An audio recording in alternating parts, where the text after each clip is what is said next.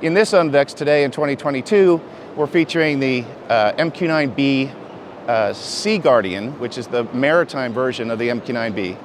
And what's the difference there? Well, it's optimized for maritime operations, whether that's littoral near the coast or out in blue water. How does it accomplish this? All sorts of suites of sophisticated sensors, but most notably, the differential between other systems that can do that is our system can actually deploy sonobuoys, track submarines, and contribute very highly to the whole system of systems that it takes to do anti-submarine warfare. And we've proven that it can actually do this in recent exercises, so we're very excited about that. But you gather a lot of data, and it's useless if you can't synthesize it into something useful for decision makers.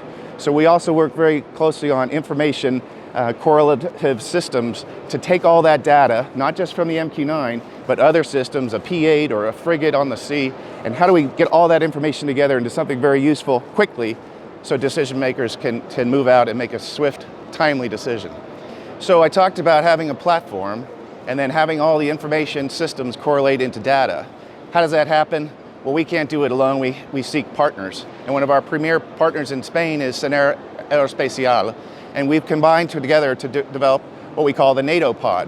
What it is a multi-mission enclave which allows any nation to put their own sovereign system in it, and it would rest underneath the wing of the MQ-9. We're very excited that the progress has been made so far with our industry partner, and we actually will have our first validation flight in about another month.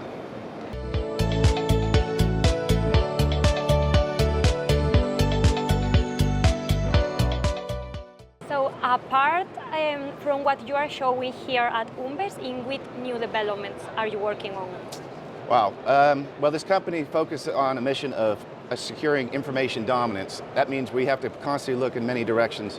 What's the current field and where do we think it's going to go, and take some risk going out there. So we have a lot of things going on that I can't talk about, but we do have some very exciting things that have been out in the public, such as this is a turboprop version of the MQ-9. We have a different version that has a jet engine. We're experimenting with a hybrid electric engine on another kind of bird. And then we're dealing with what's in the realm for small UAVs that we could put under the wing and launch and even recover back on it.